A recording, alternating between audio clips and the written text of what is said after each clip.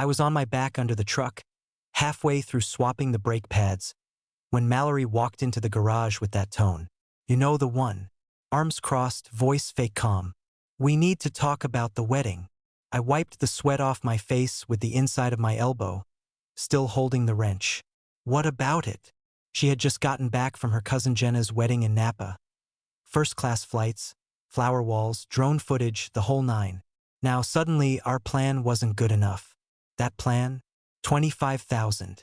Total. I'd busted my ass working overtime at the warehouse all year and saved 15. My folks were putting in 10 as their wedding gift. It was fair, reasonable, agreed on. No drama. But now she's standing there in her athleisure set, face all serious, and says, I've been thinking. We need to elevate the whole experience.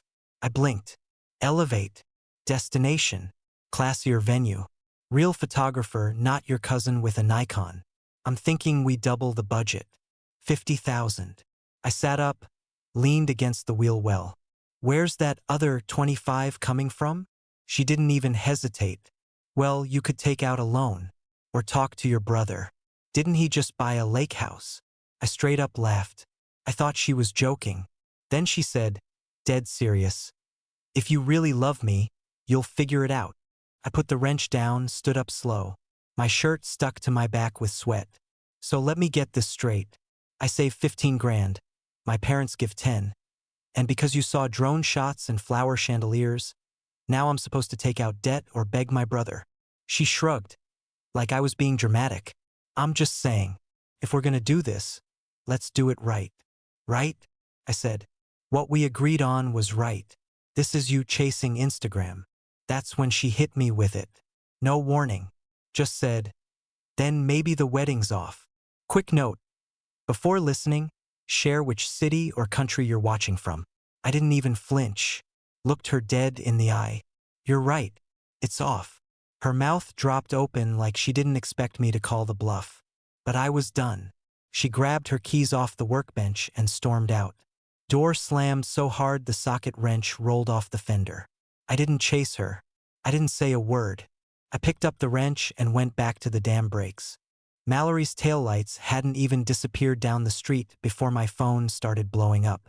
First it was her mom, Lynn. Full volume voicemail, no filter. You're a cheap excuse for a man, she snapped. Mallory gave you 4 years. And this is how you repay her?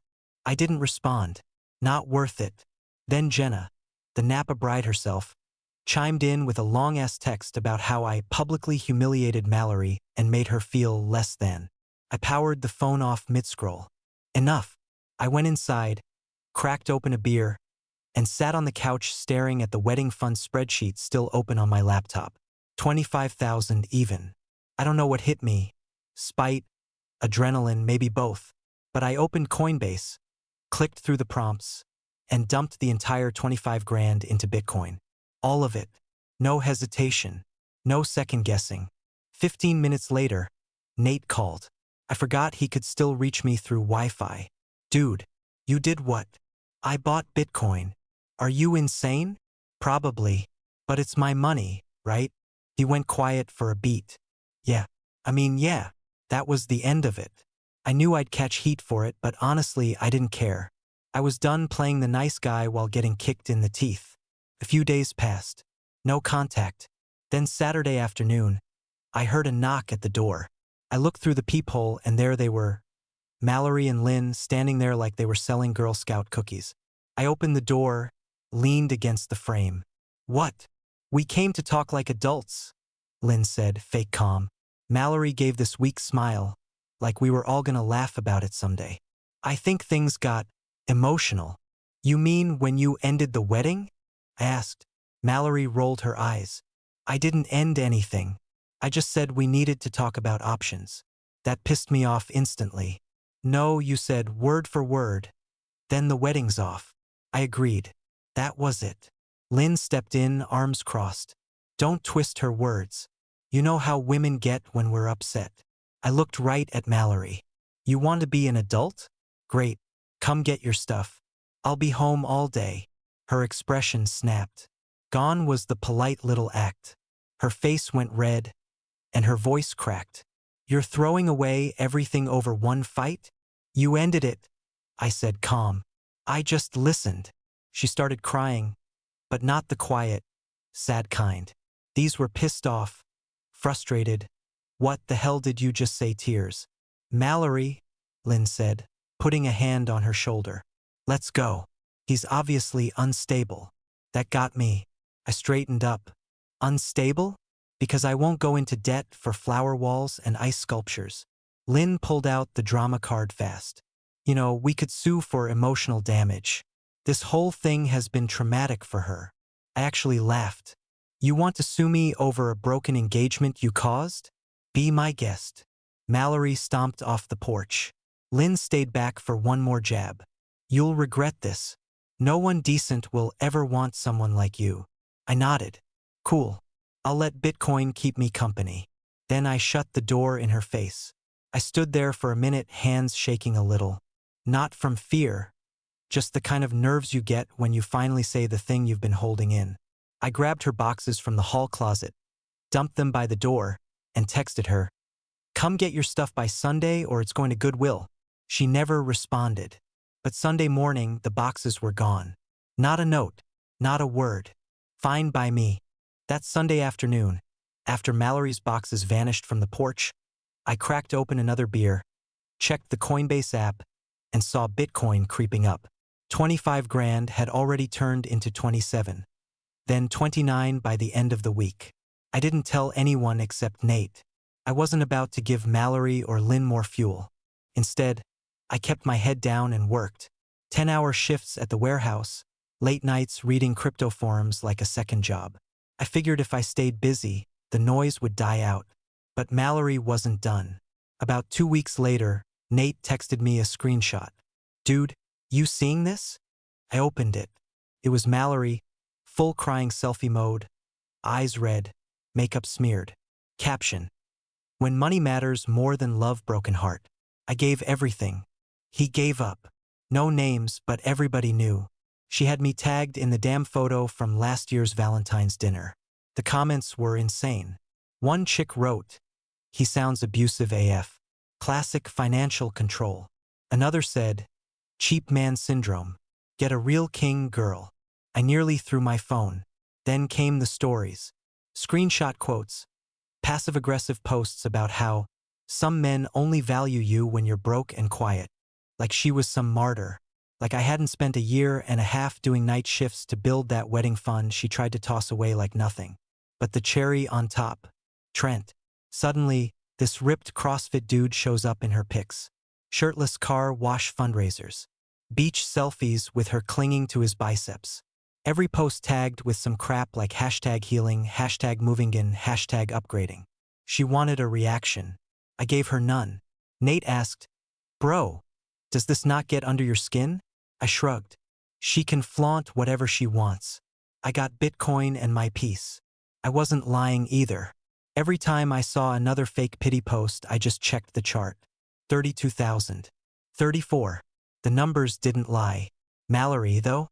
She was working overtime trying to rewrite the whole story. She even posted a 10 signs you're in a financially abusive relationship list with a bullet point that said, "He made me feel guilty for wanting a wedding that matched our love. Yeah. Guilty for wanting 50 grand I didn't have." She went full PR mode, playing victim to an audience of women who didn't know squat about our real life. They ate it up, shared it, reposted it. I even had a couple girls I used to know message me with stuff like, "I hope you find peace, whatever you're going through." What I was going through was none of their damn business. I didn't fire back, didn't post a thing. Just kept stacking hours, watching the coin, and keeping receipts. Let her have her little audience. I was playing the long game. I was mid-shift, loading pallets, when my phone buzzed in my pocket. Unknown number, local area code. I let it go to voicemail, but then it rang again, same number. I stepped outside and picked up. "Hi, this is Chelsea from Silver Pines venue. Are you available to confirm a date change for the Thompson Riggs wedding?" I blinked. "What?" She sounded confused. "Mallory Thompson just came in to finalize changes. She said you approved moving the wedding up by 3 months and that we should switch the groom's name to Trent." I nearly dropped my phone. No, I said flat. No date change, no groom change, and absolutely no approval. That's fraud. The line went quiet. Then she sighed. That's what I thought. We asked her to provide written consent, and she lost it. Define lost it. She cussed out our coordinator, told the front desk girl to get Botox, and called me a rental tent pusher with a god complex. I snorted. Sounds about right.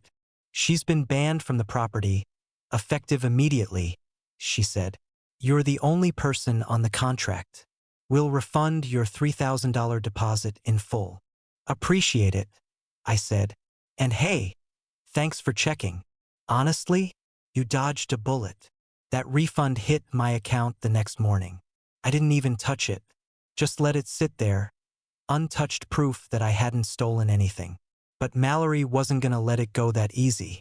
By lunchtime, the rumor mill had legs. People from our hometown started messaging me with crap like, "Bro, you really took her half of the deposit? And you should give her the money back, man. She's been through enough." Through enough. She tried to book our wedding venue with a whole new guy like it was a damn Taco Bell order. Her half of that deposit? Zero. I'd paid the full $3,000 up front in cash. I had the receipt, the confirmation email, even the text from her at the time that said, "Babe, thank you for handling this." But the worst part? She started telling people I'd stolen some fake inheritance she gave me. Swore up and down she got $5,000 from her grandpa when he passed and handed it over to help with the wedding fund. Total lie. Her grandpa left her a used treadmill from the early 2000s and a shoebox of old Christmas cards. That was it. I still had the messages from her mom, begging me to cover the bridal dress deposit because Mallory's account was a little tight this month. Yet here she was spinning stories like she'd bankrolled the whole thing. And people, especially her little Instagram crowd, believed it. Nate texted me a screenshot of someone posting, "He stole her future and her money." I sent back, "She tried to marry a CrossFit trainer at the same venue. Who's stealing futures?" I didn't respond publicly. I didn't need to. Every lie she threw out just made her look more unhinged to anyone with a brain. And in the background, Bitcoin kept creeping up. A couple days after the venue drama, I was at my new gym, headphones in, mid-set on bench press, when I noticed some movement to my left. Somebody was standing way too close. I racked the bar, sat up, yanked out an earbud. Trent. Tight compression shirt, veins popping, arms crossed like he was in a GQ ad. "You got a minute?" he asked, voice low but tense. I sighed, grabbed my towel. "For what?" He looked around like he wanted an audience. "For Mallory. You took her money. She trusted you." I stared at him for a second. "What money?" "She says." No, not what she says." I cut in. "Do you have any proof she gave me a dime toward the wedding? Anything? Text, receipt, transfer, post-it note?" He blinked. Didn't answer. I stood up, still holding the towel. "Exactly. You're trying to confront me about money that never existed." He took a step forward, tried to puff up. "You think you're better than me or something? Man, I don't even think about you." I said flat. "You're a rebound with abs. That's it." A few people were watching now. The guy at the front desk noticed and started walking over. "You don't know what she's been through," Trent said, jabbing a finger at my chest. I didn't flinch. "She's been through losing control. That's it. She lied, smeared, and tried to play victim. You bought it. That's your problem." By then, the front desk guy, Todd, was between us. Solid dude, probably former military. "Is there a problem here?" he asked. I stepped back, hands up. "Not from me." Trent clenched his jaw, looked Todd up and down like he was deciding whether to square up. "Bad move." Todd pointed to the door. "Take it outside." Trent didn't move. "You want me to call it in?" Todd asked. That got him. Trent threw his hands up, muttered something about trash gyms, and stormed out. Todd looked at me. "You good?" "Yeah. He's Mallory's new hobby." Todd nodded like he'd heard that name before. "He won't be back. Consider him banned." "Appreciate it." Back at the locker room, I pulled out my phone. Bitcoin had dipped a bit, hovering around 185. I didn't care. I held. I believed in it. By the end of the week, it bounced back to 195. I checked the app like a reflex every morning. And every time it climbed, I felt more solid. More untouchable. Mallory's smear campaign? Slowing down. The "he stole from me" story was starting to rot. People saw the cracks. Even some of her followers were asking questions she couldn't answer. And Trent? Last I heard, he'd gotten into it with another guy at his CrossFit box over a protein sponsorship. Mallory unfollowed him 2 days later. The whole thing was unraveling, and I hadn't lifted a finger. A week after the gym incident, I was crashed out on the couch, half watching a cooking show, when I heard pounding on my apartment door. Not knocking, pounding. I looked at the clock. 11:02 p.m. Wednesday. I opened the door and there she was. Mallory. Hair a mess. Mascara streaked. Heels in her hand. Swaying slightly. I just want to talk," she slurred, eyes glassy. "We need closure. You need water and a ride home," I said. She leaned against the doorframe. "You were supposed to be different," she mumbled. "Not like the rest. You were boring but safe." "Okay," I said, stepping back. "We're not doing this." She stumbled into the lobby before I could stop her, dropped one shoe, then puked, right in front of the mailboxes. Full splash zone. I walked past her, grabbed my phone, and called non-emergency. I wasn't gonna drag her back to her mom's house like some rom-com fool. Cops showed up 10 minutes later. One officer knew me from high school. I explained the situation. They helped her up, got her to the cruiser, and drove her back to Lynn's. I didn't say a word. Didn't even watch them pull away. The next morning, I woke up to 4 missed calls. All from Lynn. I answered the 5th. "You called the police on my daughter?" she barked before I could say a word. "Yep," I said, "because she showed up drunk, puked in my building, and wouldn't leave. She was hurting. You could have handled it like a man instead of treating her like a criminal." "She was trespassing," I said, "and I'm not her babysitter." She hung up. An hour later, I got a text from my mom. "Lynn just called. She's unhinged." I handled it. I knew what handled it meant. My mom's a retired Army staff sergeant. Straight spine, sharp tongue, no tolerance for games. 30 minutes later, she sent a follow-up, "Check your email." Forwarded everything to Lynn's husband. "He deserves to know." I opened it. She'd written a calm, scathing message detailing the fake inheritance, the stolen venue stunt, the social media lies, and the 11 p.m. puke fest. She attached screenshots, all time-stamped, all bulletproof. Subject line: "Thought you should know what your wife and daughter are up to." I didn't hear anything that day, but by the weekend the ripple effects hit. Tara, Mallory's sister, DM'd me out of nowhere. "WTF is happening at my parents' house? My dad just left and hasn't come back." I replied, "Ask your mom." Turns out, Lynn's husband had no clue what Mallory had been doing. No clue about the wedding money. No clue she tried to remarry at the same venue. And definitely no clue his wife was calling ex-fiancés at midnight to defend her drunk, grown-ass daughter. He packed a bag and checked into a Marriott 2 towns over. And just like that, the Thompson family cracks started to show. 2 days after Lynn's husband bailed, Bitcoin jumped again. Hard. I woke up, rubbed my eyes, opened Coinbase, and damn near dropped my phone. My balance read 195,000 and change. I didn't even smile. I just sat there in silence, heart pounding, thumb hovering over the refresh button like it was all a dream. And that's when my phone lit up. Voicemail. 12 of them. All from Lynn. Gone was the rage. She was sweet now. Sickly sweet. Like she'd swallowed syrup. "Hey honey. Just calling to check in. Hope you're doing okay. Wanted to say we're all proud of how mature you've been. You know, Mallory's been doing a lot of soul-searching lately." I didn't bother responding. I knew what this was. She'd gotten wind of the numbers. An hour later, my phone started getting texts from random area codes. "We should talk. I've grown since everything. Let's try again. Mallory." Burner numbers. Each one more desperate than the last. Then came the real performance. I stopped at a Kroger to grab some eggs and toilet paper. I was in sweats, hoodie up, headphones in, walking toward the self-checkout when I heard someone behind me say, "Wait!" I turned. Mallory.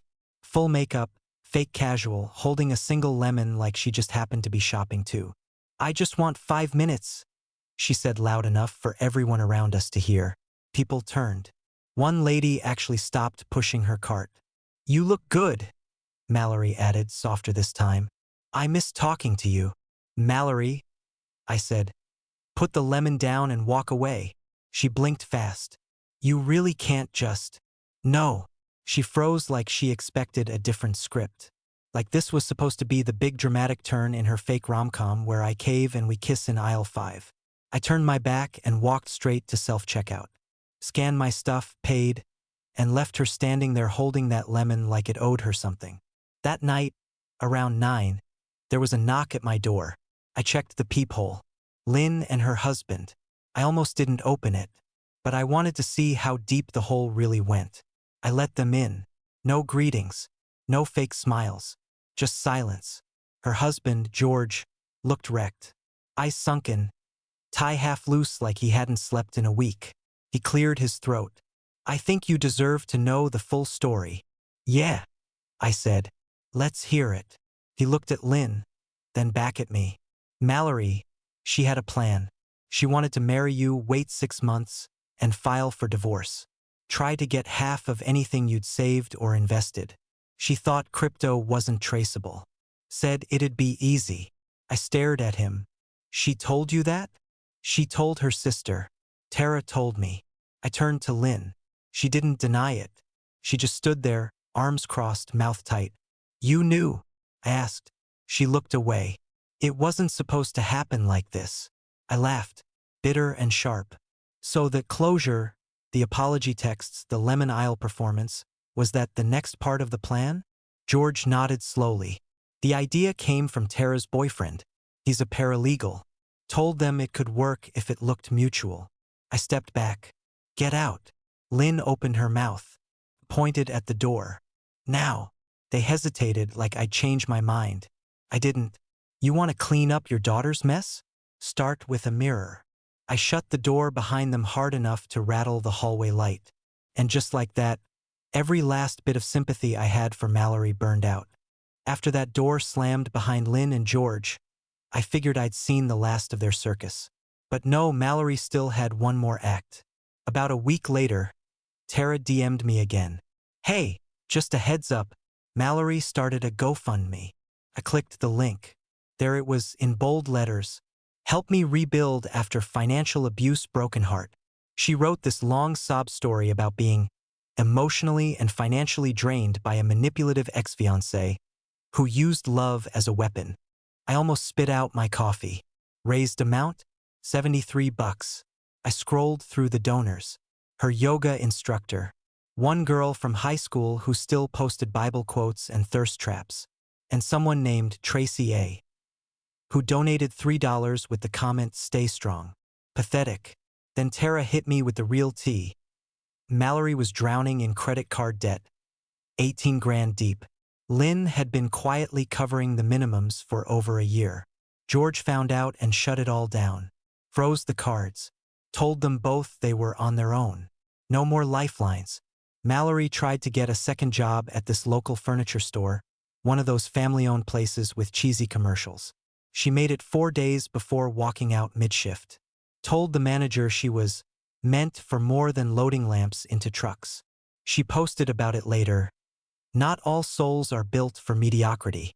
Meanwhile, I was living rent drama-free, eating my meal prep chicken, watching my portfolio.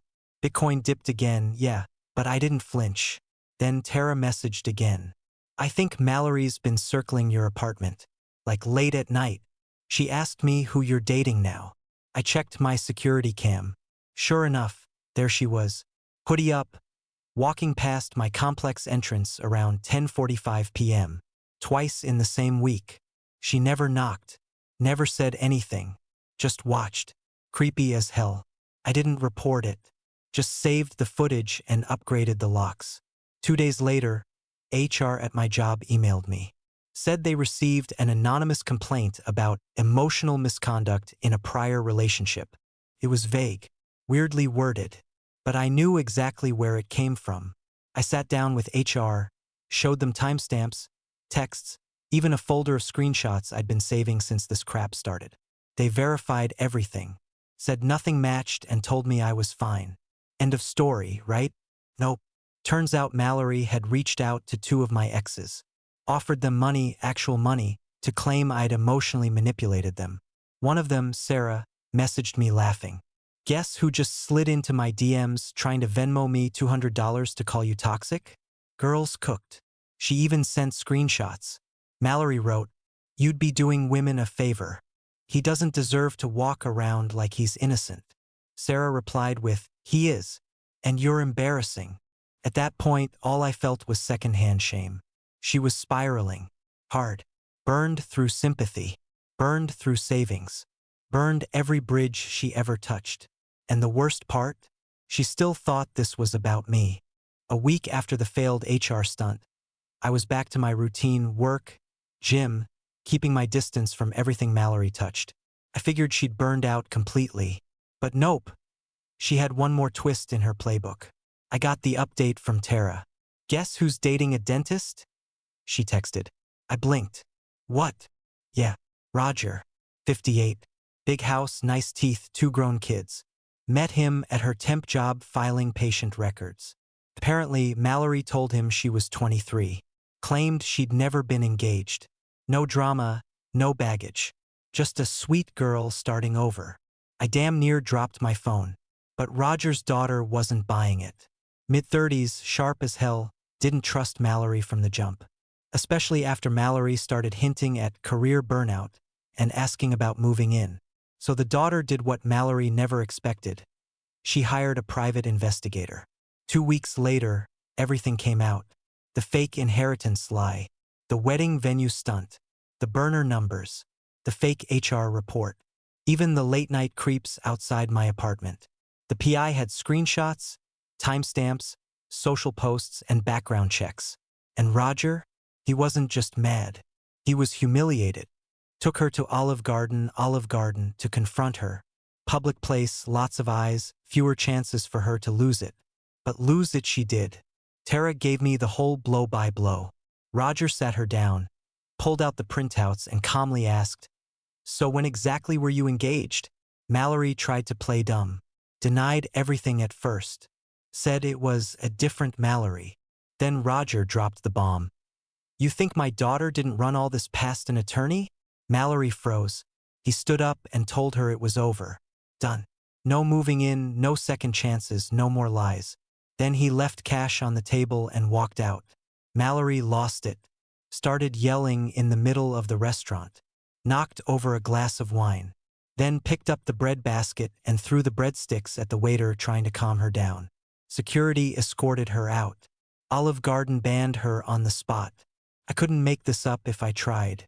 Later that night, my phone rang. No caller ID. I answered out of curiosity. Lynn. Her voice was shaking, full of rage and snotty entitlement. "This is all your fault. You ruined my daughter's life." I leaned against the counter, calm as hell. "No. Mallory ruined her life. I just stopped funding it." "You broke her spirit," she snapped. "You made her believe she wasn't enough." "No," I said. "She ended an engagement because I wouldn't take out a loan for a classy wedding. That was her choice. And by the way, that was my money." She was quiet for a second. Then, "You're cruel." "I'm honest," I said. "You should try it sometime." She hung up. I stood there for a minute, staring at the wall, listening to the silence that always followed her drama. Then I turned off my phone and went to bed. Best sleep I'd had in months. The next morning, I sold half my crypto. Just like that. Clicked a button and locked it in. 97 grand. First thing I did? Paid off my truck. Title in hand that afternoon. No debt, no car note, no strings. The rest? Tossed it into index funds like a grown-ass adult. Long game. No drama. Nate came over that weekend, cracked a beer, looked at my spreadsheets. "Damn," he said. You're really out here being responsible and SHT. Boring looks real good right now, I told him. And it did. Somewhere in all the chaos, I'd started seeing Jenna. Not Napa Jenna, the other Jenna. Civil engineer, no patience for BS, and zero interest in floral centerpieces or guest favors. She found out about everything. The fake inheritance, the lemon incident, the breadstick war. She laughed, then said, "Weddings are dumb. Let's just go to Vegas and eat good after." That was the moment I knew. Meanwhile, my mom mailed out her annual Christmas card. This year's photo? Me sitting on the tailgate of my paid-off truck, cup of coffee in hand, sun coming up behind me, peaceful as hell. Lynn got one. She didn't respond. Mallory, still living at home, part-time call center gig. She tried to do one of those TikTok motivation videos and had to film it during her 15-minute break. Her gym banned her too. Showed up one night, cornered Trent's new girlfriend by the squat rack, screaming about being replaced. Security escorted her out. Again, Tara cut her off, moved out, stopped answering calls. George started therapy, according to Nate's cousin who sees the same guy. Apparently said he spent 30 years ignoring red flags. As for me, I wake up early, eat my eggs, check my balance, hit the gym, go to work. Still stable. Still boring. Still holding. Bitcoin hit 60 grand last week. And yeah, I'm happy. Would you have taken Mallory back if she begged like that in public? Drop your answer in the comments. And if you enjoyed this story, hit like and subscribe for more.